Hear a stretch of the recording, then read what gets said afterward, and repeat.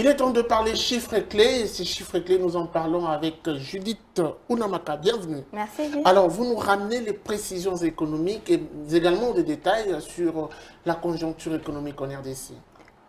Commençons par le taux officiel de la Banque centrale du Congo qui fixe 1 dollar à 1981 francs congolais, un franc CFA à 3,56 centimes et 1 euro vaut 2340 francs congolais. Sur le marché parallèle, spécialement au niveau de Assosa, 1 dollar se négocie à 2000 francs congolais, un franc CFA s'acquiert à 3,60 centimes pendant que 1 euro revient à 2380 francs congolais. Alors, que doit-on retenir sur ces dépenses publiques exécutées en 2020?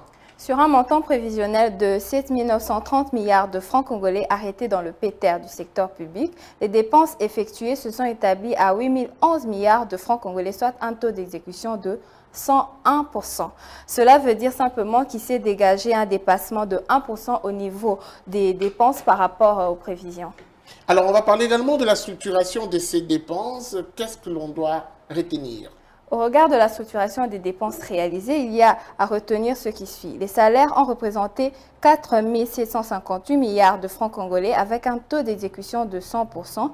Ils ont consommé 59,4% des dépenses totales. Des frais de fonctionnement des institutions et ministères ont été engagés à hauteur de 1 391 milliards de francs congolais avec un taux d'exécution de 155%.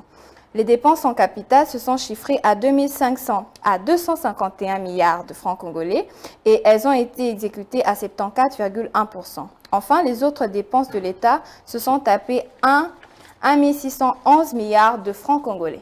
En conclusion, le dépassement constaté a été consécutif à la surconsommation localisée au niveau de deux principales rubriques, les salaires, les frais de fonctionnement des ministères, des institutions qui ont consommé 76,8% du total des dépenses. Merci à vous pour ces précisions. C'était un plaisir de vous avoir sur ce plateau. Merci. Alors, nous poursuivons avec une autre rubrique tout de suite, mais avant tout, suivons ceci.